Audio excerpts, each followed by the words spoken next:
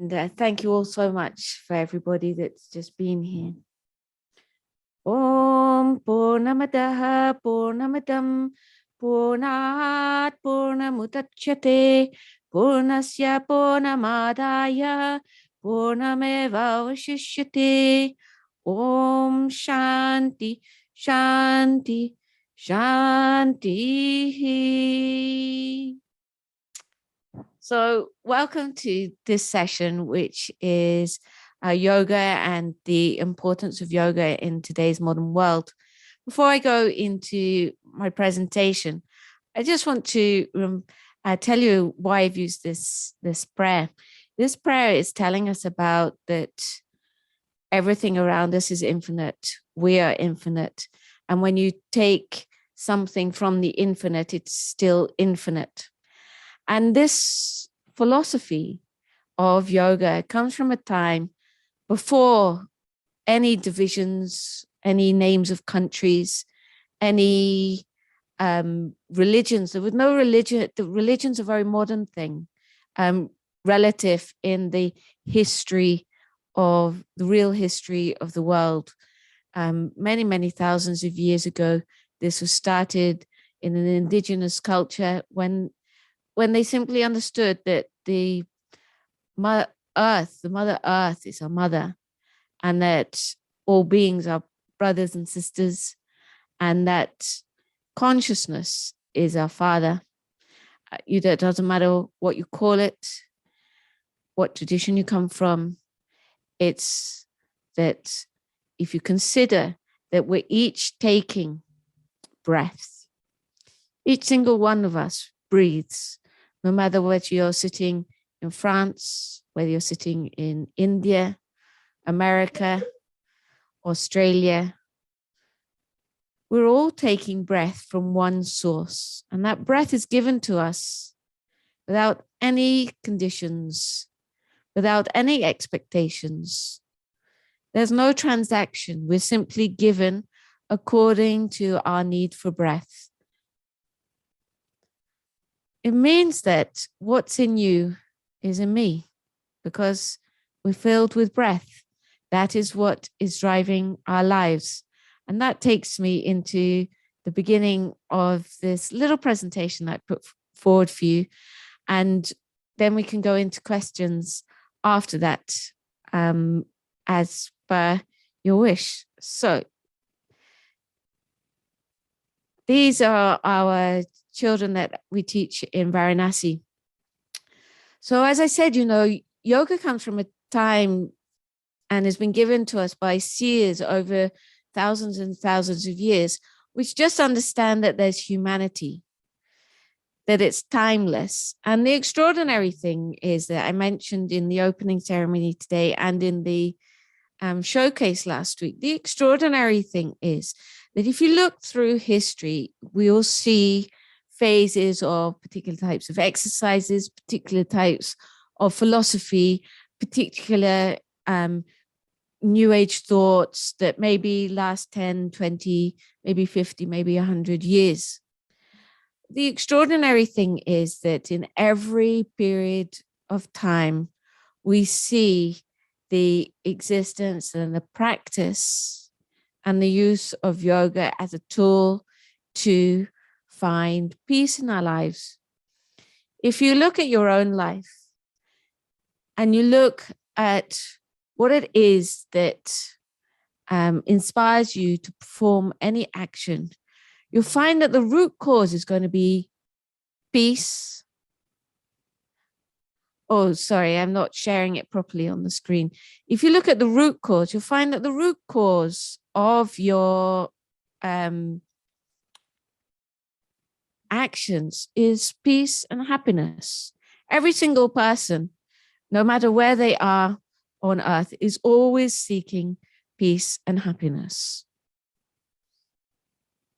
And so what we have got to understand is how to attain that peace and happiness in a long-lasting way that is going to be permanent. Because what happens actually in life is that we are experiencing temporary peace and happiness. It's always fleeting. It's changing. Sometimes it's peaceful, sometimes we're sad, sometimes we're happy. And that's because we're always looking at external means of giving us that peace and happiness. And there's a lot of reasons of why we're not feeling that inner stability in all times, which we'll look at as we go through today's session. So yoga gives us a tool to connect to that which is permanent, our real selves inside, to experience that stability, to experience that integration, and to realize that unity and diversity, and realizing that we're just one part of one family, and it's called humanity. And, you know, it's very easy in life to, at various points, to get overwhelmed with the issues that we're facing. Maybe it's exam stress, maybe it's stress in getting a job, maybe it's a stress in the job that we've got, or stress that we're facing in the family or our community, or we're feeling discriminated against, maybe as a woman, or because of our religion, or whatever it might be. It's not uncommon to face stress in life.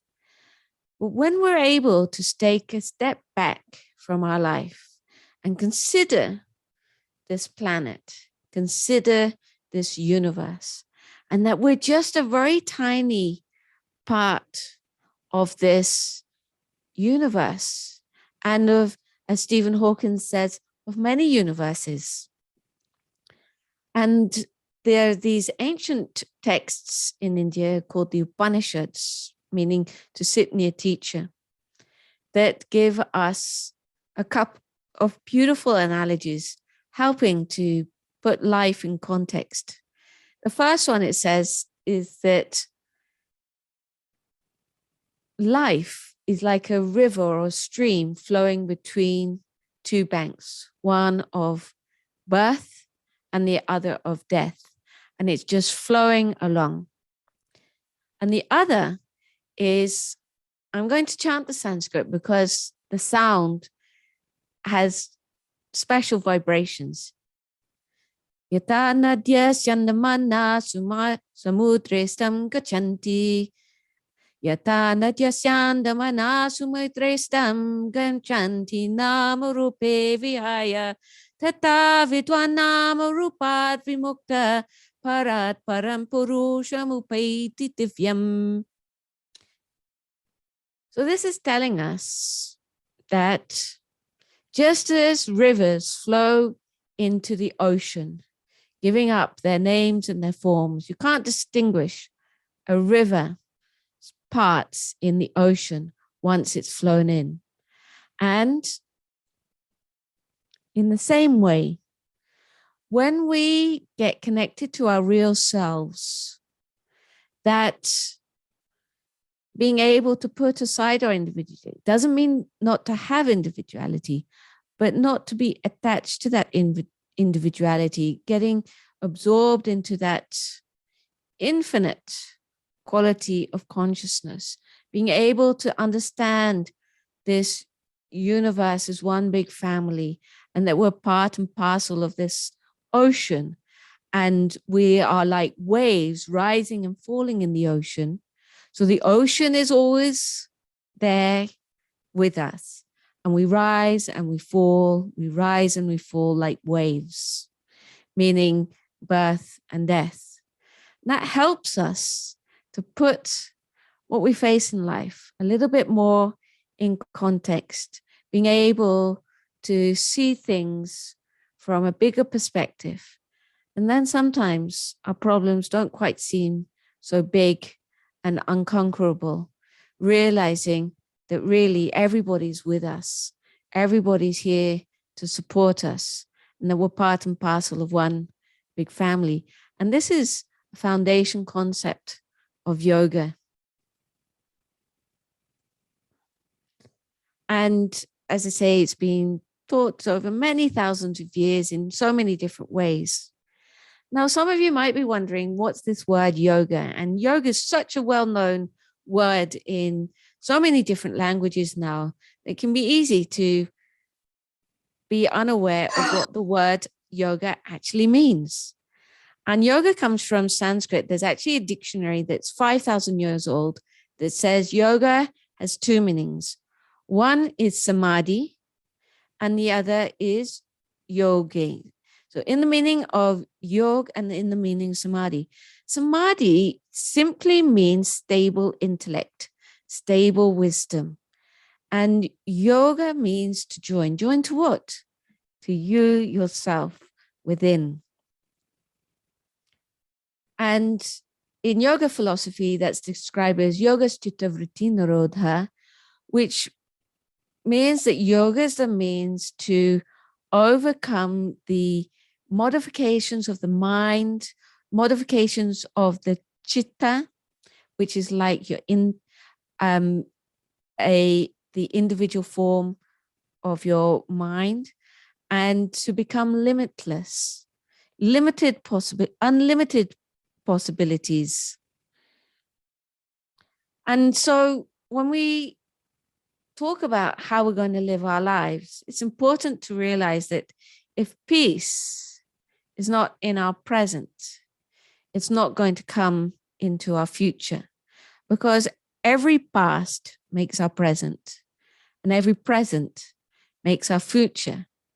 So in the process of yoga, we talk a lot about living in the moment, to live in the present. And even the moment I say the present, it's already become the past.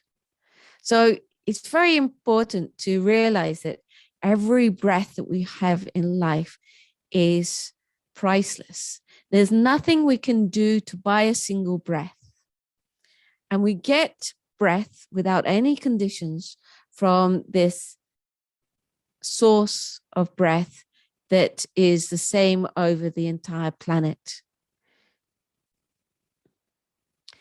And if we look at another school of philosophy, Sankhya Yoga, it told us that the purpose of life is itself is to understand, to get free of the three kinds of pain: the individual pain, the collective pain, like earthquakes and things like that. An individual pain you can understand, for example, like COVID, is something that, whilst there's a collective effect, not everybody is affected in the same way. And the third kind of pain is that pain of the separation from ourselves within. If you think about, there's a great mantra in the Vedas. If you think about what we face within when we're troubled, it's like there's an inner battle. And the Vedas gave us a wonderful mantra, maybe was it 10,000 years ago? Was it 30,000 years ago? Who knows? It's very, very old. They said, Ashta Chakra Naudwara Devanam Purayotya. It said that your body consists of 9 gates: 2 eyes, 2 ears, 2 nostrils, mouth, and 2 lower gates. And through these gates, we're expending energy all the time. So like when we meditate, we close our eyes, we close our mouth, and it reduces the energy being expended externally. It says that we have 8 chakras going up the spine. We have Muladhara, Swadhisthana, Manipur, Anahat, Vishuddha, Lalana, Agya, and Brahma chakra. And it says the aim of life is to go through these chakras and to realize that this body is the dwelling place of the divine. Divine means what? In Sanskrit, the word divine is devata. And devata means that which is always giving. Always giving. That's actually what a devata is. The sun's giving. The wind's giving. The air is giving. It's giving us life. The sun is giving us life. And the name of it is Ayodhya. Ayodhya in Sanskrit means Na Yodhya Ayodhya. Yodhya means battle. No, so ayodhya means where there's no battles, because our mind is fighting an inner battle in every moment of our lives. Should we do? Should we not do? It's very rare. Even in sleep, our, our mind is wandering in dream. And so getting to that state of calm, quiet, balance, stability is what they call ayodhya. And that condition is within us. And yoga is a very easy, practical tool that requires no belief system, that scientifically is able to heal your body. And for example, in saliva stress tests, cortisol stress tests, for example, we see that stress is reduced through the practices of asanas. It's also reduced through asanas, meaning postures. It's also reduced through the practices of pranayama, of breathing. It's also reduced through the practices of chanting. It's also reduced, chanting mantras, that is, and is also reduced through the practices of meditation. Just these simple practices are found to reduce your stress levels. So yoga is a very practical tool that doesn't expect you to believe anything except for try it out, these practices, and see if it helps you. So you might have seen lots of different schools of yoga, and I just give you some brief definitions about yoga. Ashtanga literally means 8 limbs, and yoga doesn't just encompass physical or mental exercises, but it also starts off with yama and niyama, which ties in with what Bhaswati was talking about in the opening session, is like that, for example, that cleanliness, that truthfulness, non-stealing, how you behave with yourself and how you behave in society is the very first step of yoga. Then it goes on to postures called asana, which we'll look at shortly, pranayama, breathing exercises, pratyahara, withdraw from the senses, and dharana, dhyana, and samadhi, which are the internal limbs of yoga, which are concentration, meditation, and samadhi. And Hatha Yoga, you may also have heard about, is actually related with the breath, because Hatha comes from 2 Sanskrit bijas, seed mantras, hum and thum. So the right nostril is connected with the sun and the left with the moon, the right with hot, the left with cold, the right with Rajaguna and the left with Tamaguna. And when these 2 breaths become balanced, because actually these breaths are constantly changing in pressure. Sometimes one is dominant, sometimes the other is dominant. And this is how we can change the temperature in our system. This is how we can improve our digestion. This is how we can get ourselves to be calm, comfortable, and quiet by changing the domination of the nostrils. And then ultimately through the practices of like postures and breathing exercises, pranayama, can actually get these balanced. So this really is important, because this is what is called hatha. And I'll come on to that when we go into the breathing exercises very briefly. So I've mentioned, that we're facing a lot of issues in life. In fact, especially since the last 2 years, especially in young people, we're seeing increasing levels of depression, whether you look at India, whether you look at America, whether you look at Europe, or whether you look at Australasia. It doesn't care what color your skin is. It doesn't care whether you're rich or poor. It doesn't care what part of society you come from, where you live, how old you are, or what your gender is. Depression can be a challenge to anybody. Anxiety can be a challenge to anybody. So what's the cause, of of this suffering. And it's very often to do with desires that are arising in the mind, satisfied through the senses, but being a very fleeting experience. And so we only get a fleeting rush of joy. And after that, then we again feel that emptiness, that listlessness, that lack of direction. And so one of the key things that we get through yoga, which you'll be very surprised to know, that through doing postures, you can actually in time become in control of your desires by redirecting your desires.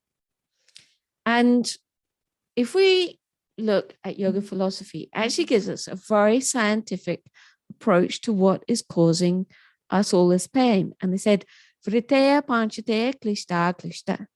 It says that the vrittis, which are like the modifications of the mind, which is something that we look so carefully at in modern day psychology and psychotherapy. It says there are 5 kinds. And these 5 kinds have 2 outcomes. One is painful, and the other is not painful, an absence of pain. And what are these 5? Pramana Vipareya Vikalpa Nidra Smrtiya. I'm using a lot of the Sanskrit terminology because I see that we have a lot of people in the audience today who are of Indian origin. So I want you to feel the sounds of these Sanskrit vibrations too, and I hope that everybody else is enjoying them as well. So these are proof, correct evaluation, misconception, false knowledge, speculation, should I, shouldn't I, is it, isn't it, that really eats up so much of our energy, deep sleep as well, and memory. And you'll know very well, if anyone who's had the opportunity to go into any character development sessions where they look at group sessions and emotions and these kind of things, you'll be aware that when we bring a memory into the present, it also brings an associated emotion, perhaps as extreme as at that time, whether joyful or painful, or through the passage of time diminished. But whatever it may be, memory and all of these things, they bring emotions into our present. They can also be leading to anger, which we'll be coming on to a moment. So yoga, the different steps of yoga are able to take us beyond these 5 modifications of the mind so that we are able to flow from our intellect, our ego, and our mind without being troubled by the ripples, so that we can have a peaceful experience. And the Bhagavad Gita tells something that when I explain it, you'll see that even that's taught in karate and judo. So I'll just sing it for those of you who are listening. Jayato Vishayan Punsa Sangaste Shubha Jayate Sangat Sanjayate Kama Kamat Krodo Vijayate Krodo Bhavati Sammoha Sammohat Smriti Brahma Smriti Brahma Shata Bhuttina Shobhutina Shat Pranashyati. So this is from a book called the Bhagavad Gita, which is a great text of a conduct of living. And it tells us that there's 7 stages of downfall, starting with concentrating on the external objects, getting, and from that leading to being in the sung of these things, which leads to the desire for those things, which, whether fulfilled or unfulfilled, leads to anger. So from the desire to anger, from the anger to delusion, being completely absorbed in that delusion, which leads to forgetting who you are, which leads to the destruction of your intellect. You're not able to think straight anymore, which leads to destruction of you. And if you've had the misfortune, either of yourself or watching someone else losing their temper, like a little child throwing a tantrum, or even an adult, which is not that uncommon. When people are not aware of being able to express themselves in a meaningful way, to communicate their needs and their wishes, it can lead to anger from the desire.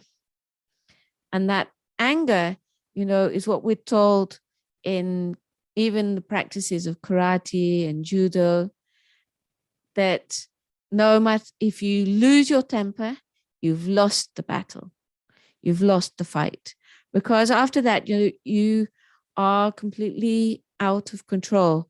You're not able to make wise decisions. So if you're ever getting into a situation, yoga is also teaching us that if you're getting into a situation where stress levels are rising, where or even anger has blasted, take a step back, take a deep breath, collect yourself, restabilize yourself, so that you can think about what to do next, what to say next.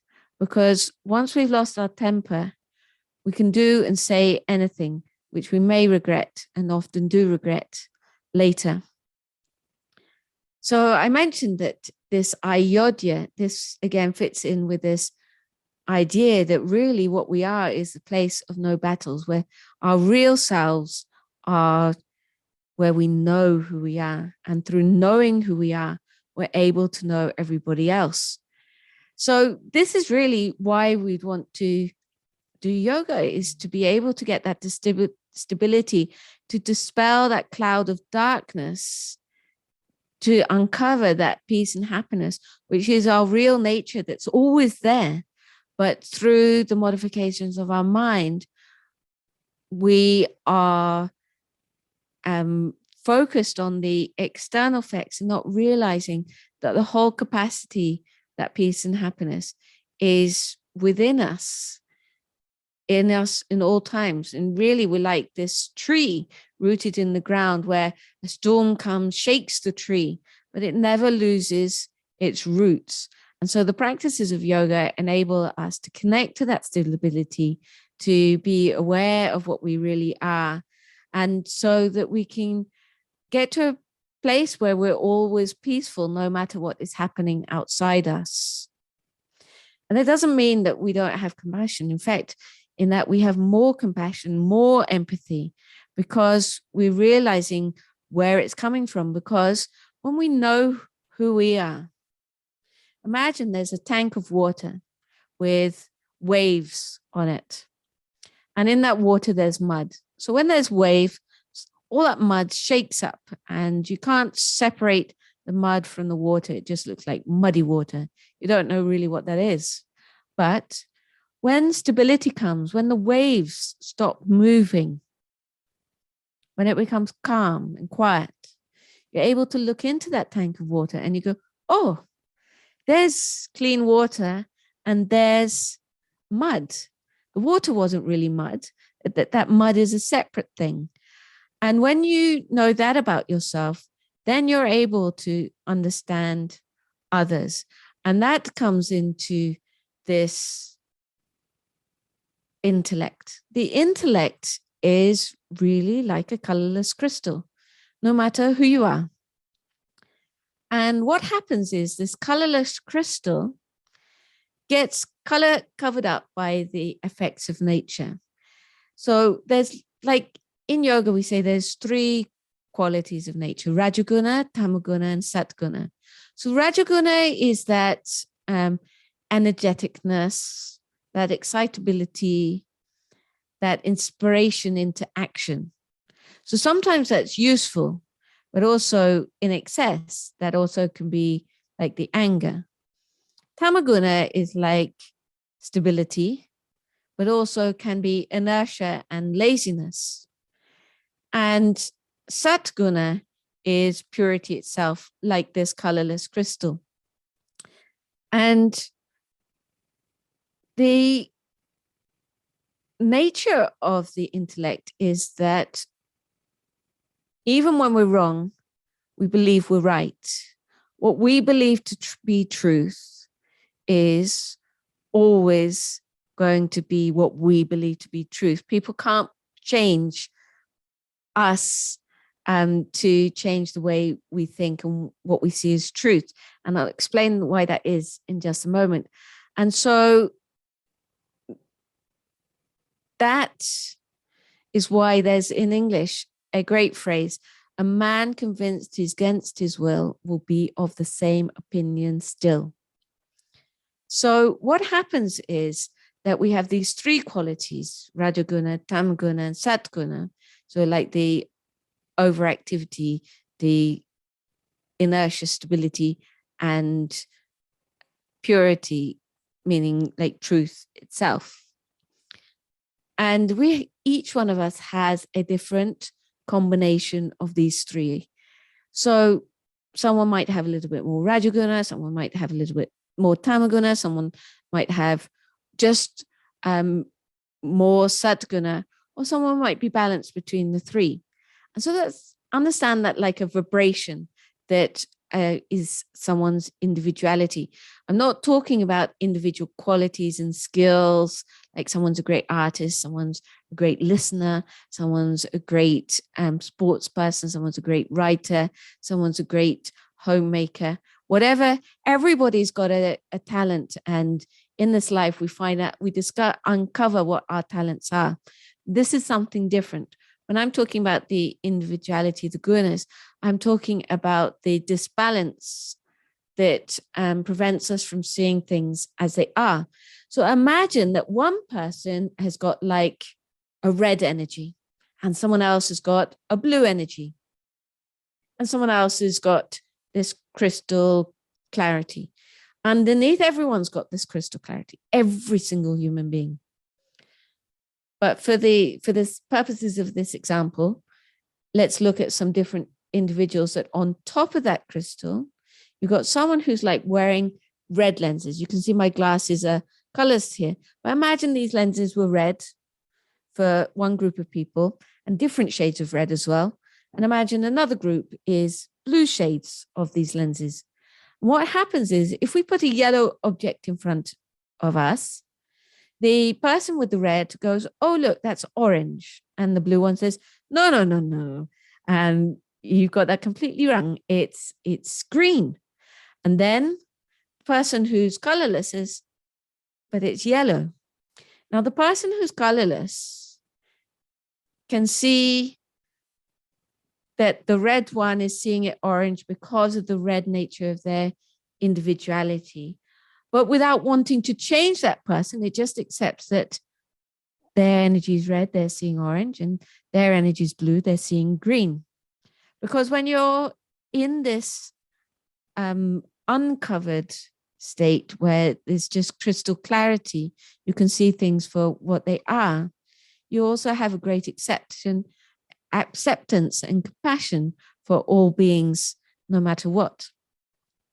So yoga, through these breathing exercises and these postures and through meditation and this way of living, you know, with authenticity, with truthfulness, cleanliness, etc., enables us all to get to the point where we go, oh, and it was yellow all along.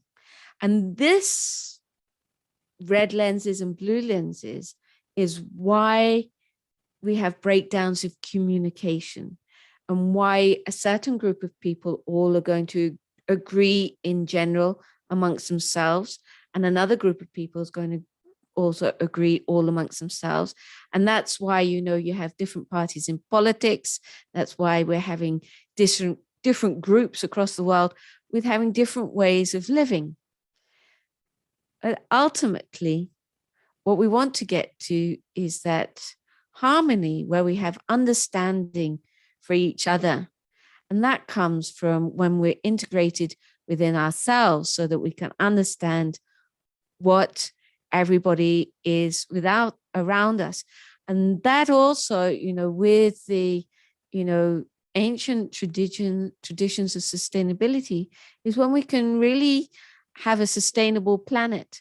Until then, we're always going to have different factions who have different opinions, different ways of implementing, and within groups, disagreements about how to implement and everything.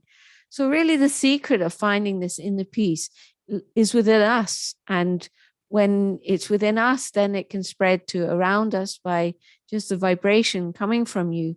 It can be dispelling that darkness that obscures the light, when we call it the light of knowledge, from people's intellect. And so a yogi is really that person who's like stable within themselves, having stable intellect, who's beyond the pairs of opposites of pleasure and pain, who's without attachment, without anger, without fear, who is balanced, whether they're in auspicious or inauspicious circumstances, who's beyond the pairs of love and hate. And it exists in that really that condition where it's loving everything and everyone. And is like a tortoise who can withdraw the limbs at will and also bring out the limbs at will. And that's a representation of the senses. So being able to control our senses is also the quality of a yogi, that person in whom there's yoga, which means stable wisdom, stable intellect, connected to them real selves.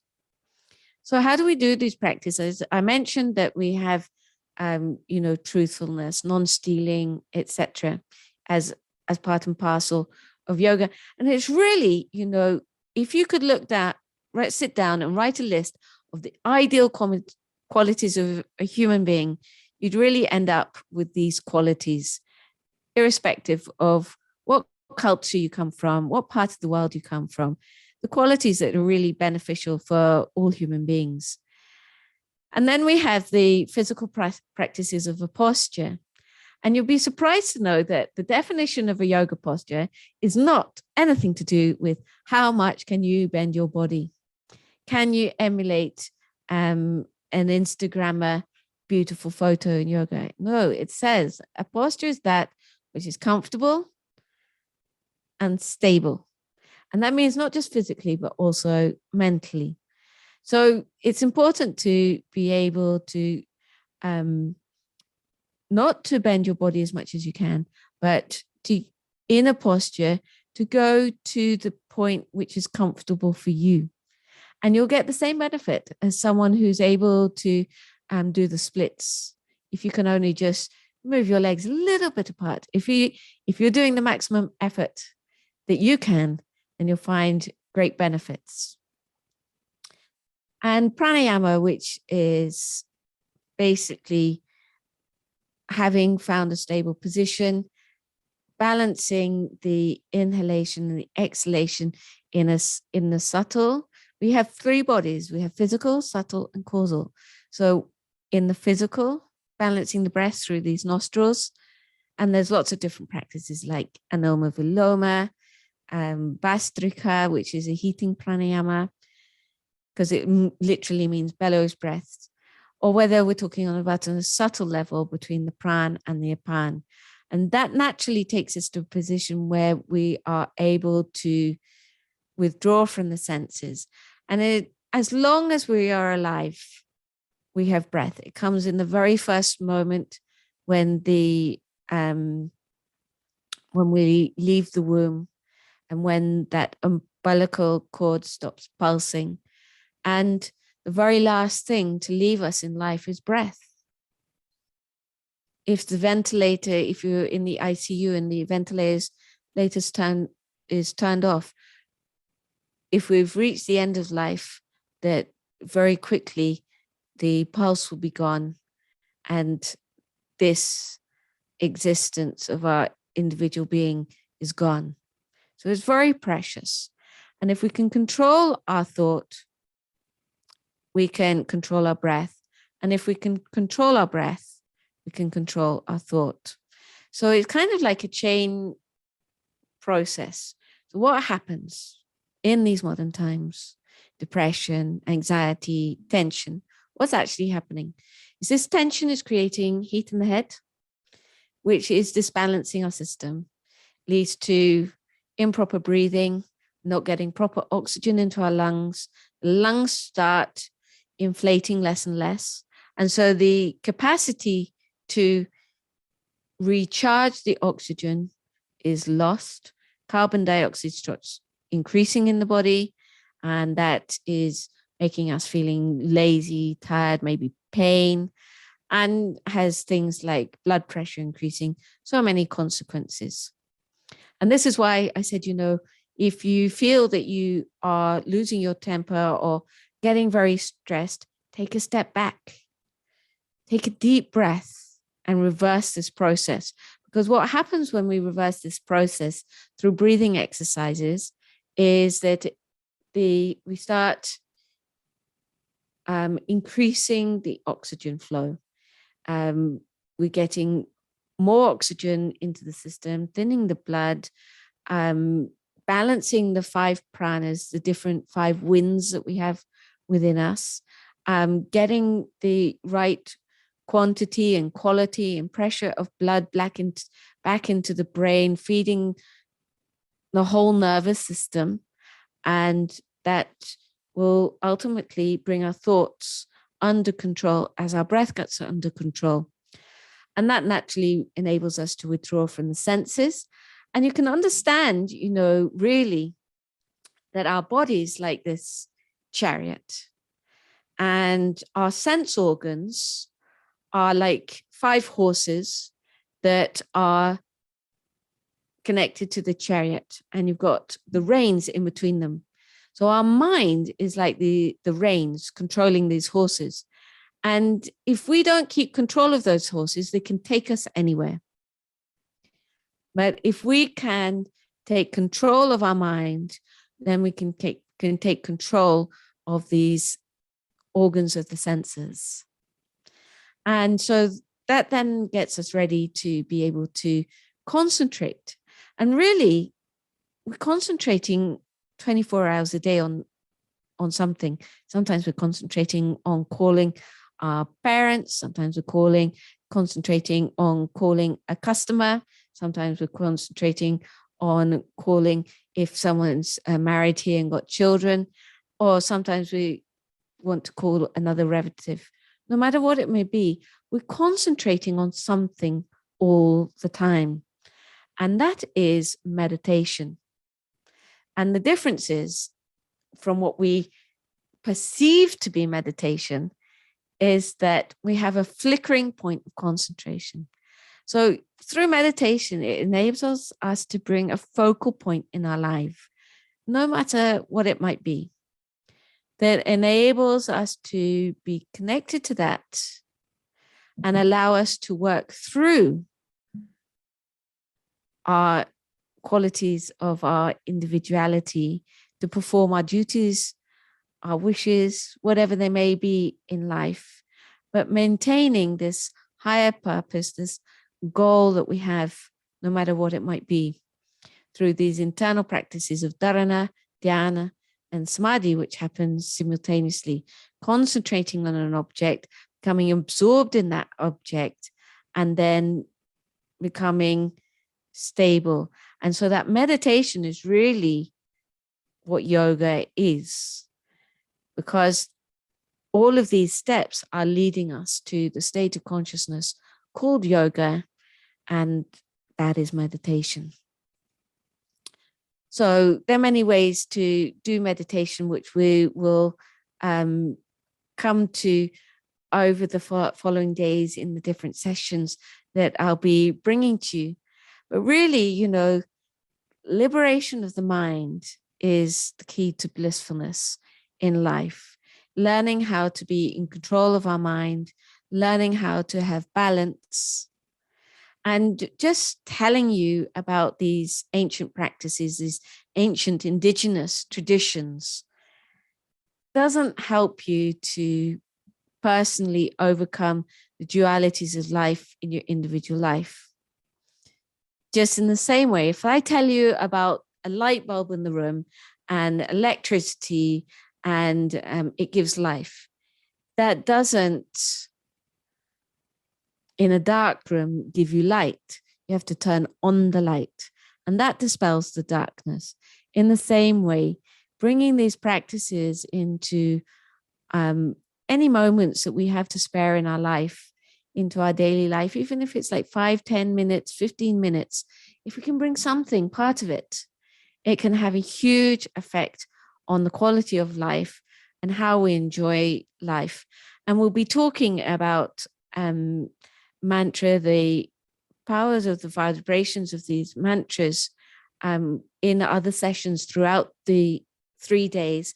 And basically, mantra is something that is an energy, a vibration that protects you from the cogitations of the mind, like the vrittis. And there's a really simple one that you might have heard of called Om. And Om is also known as Pranayama. And Om is a scientifically proven vibration. And it consists of 3 sounds. Now, in the system of grammar, we know that if you just put your hand on your throat, you'll realize that is striking your throat. That's where is. Ooh is at the lips. And is actually striking at the top of your nasal passages. And that's why it's in the Vedas described as an uplifting sound. It's a naturally uplifting vibration when repeated, chanted, using sound. And it also is an uplifting vibration in the subtle realms within when we concentrate on it. And so it means that it can help us to cross the mind, the ego, and the intellect, which sometimes the individuality of those can leave us struggling to lead a peaceful life. And just in the same way that we take food, some people might take it every 3 hours, every 5 hours, no matter what your rhythm of eating food is. We don't eat once for 24 hours or once for 5 days. We take food regularly to constantly recharge ourselves. And in the same way, the more regularly that we are able to find time to practice yoga, even if it's just 5 minutes, it gives us a chance to recharge our batteries, restore our balance, to help us lead a more peaceful daily life. And so wherever you're going to do your practice, if you can find a peaceful place, whether it's in a group or whether it's in your own home, have a special place that you do it, have a stable posture, take control of your breath, and keep everything clean inside. Means, eating clean food as much as you can so that you can be healthy, and look inside yourself. Try to connect to yourself. Try to find out who you are by fixing your attention on one particular point, whatever it may be. And my teacher said this in a very beautiful way. He said that happiness is the aim of life for all of us, and nobody can achieve no one can achieve happiness without peace. And peace will come when our mind is tranquil, when it's balanced, when it's calm. And that will only come when we've got stable wisdom, stable intellect, stable knowledge. And that comes through the practices of meditation, which, as we mentioned, is the core of yoga. And all the practices before that are taking us towards the stage of inner peace and inner happiness. So that's what I wanted to tell you, why yoga is so important in these modern times, because I hope that you've seen that these simple practices, which, are so ancient, are as relevant today as they were then. And I would say even more relevant now, because we're facing more challenges on Earth than possibly any period of human history, through the stress of education, the stress of home life, the stress of what's happening on the planet, the stress of what's happening in our communities.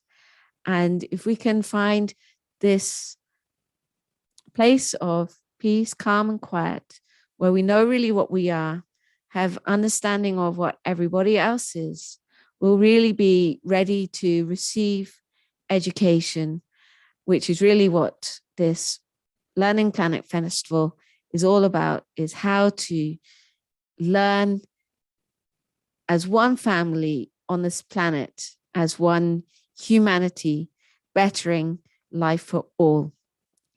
So I hope that gives you a flavor of what you can expect over the next few days. And perhaps if there are any questions, perhaps you'd like to highlight some questions, Muskan.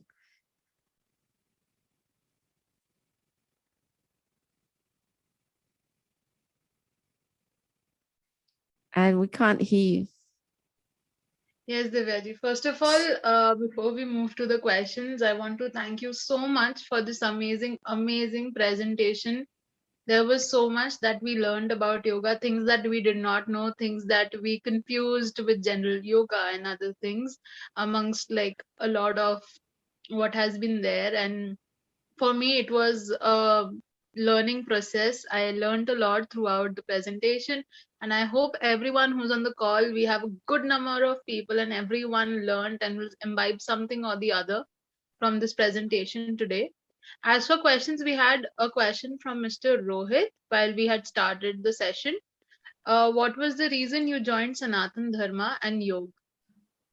Well, this is a very relevant question to this, because my background is that I went to very good Western education institutions in the UK. I was educated at Oxford, and I worked for, I was a college sportsman as well. I was the newspaper editor. I was always looking for the next mountain to climb and thinking, when I climb that mountain, I'm going to feel satisfied inside and feel that I've like reached my aim in life. And that started off with when I was 10 years old. I said, I'll go to Oxford when I'm going to university. And I remember my grandfather saying, do you know what university is? And I said, no, but I'm going to go to Oxford.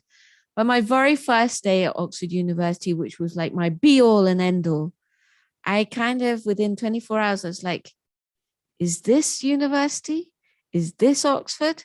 All this effort I did for it, and I still felt that emptiness within. So I went through a career looking again, always to fill that emptiness within, and having reached like great social status, great financial stability.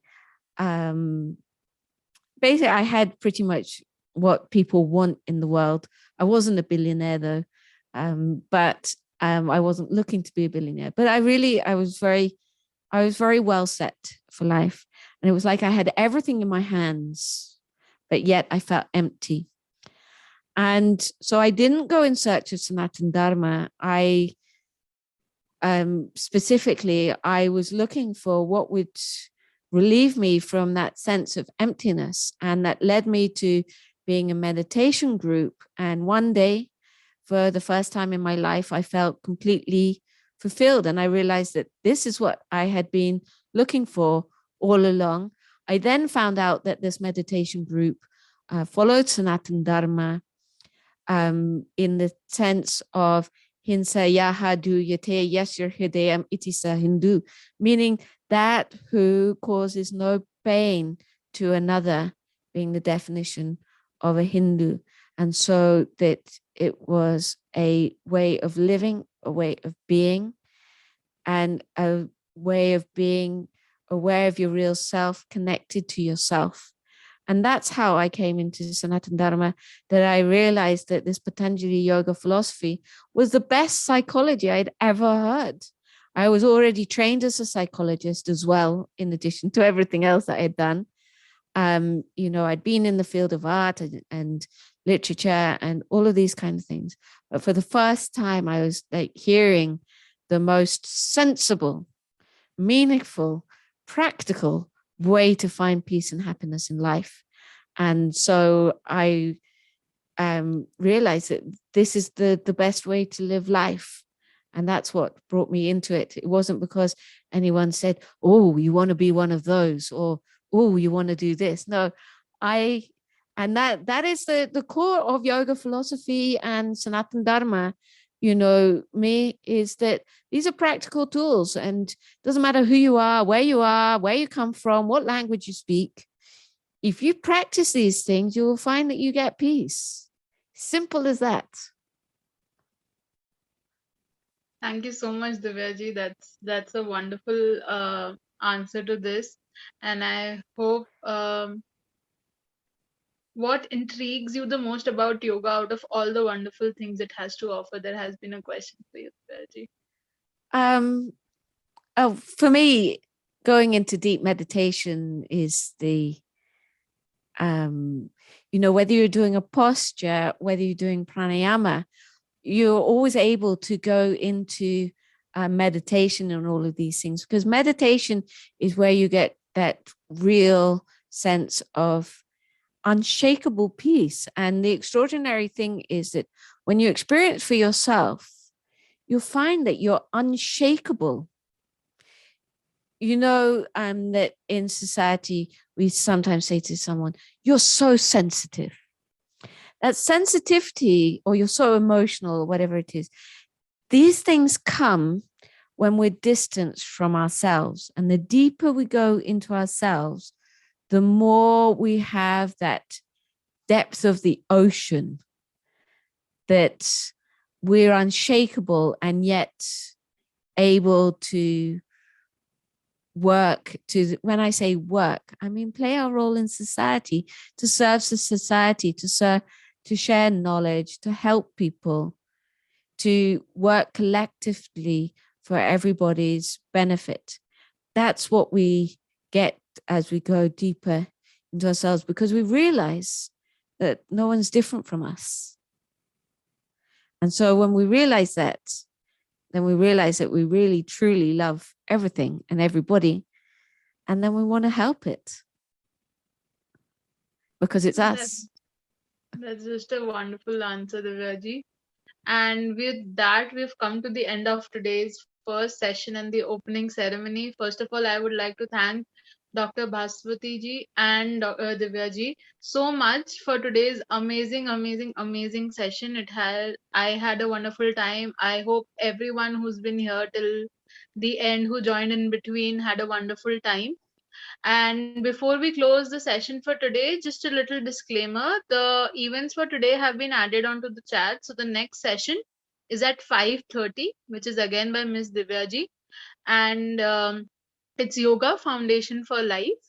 Then it will be followed by the next session at 10:30 p.m. IST to 11:30 p.m. IST by Miss Jyoti Jo Mondal, who will be talking about managing anxiety by young people. And the last but not the least, and the great show for today, is at 11:30 a.m. to 11:30 p.m. to 12:30 a.m. in the night by Miss Neena Rao, which will include chanting. So we hope to see all of you there and wish you a great day ahead. Thank you so much for joining us.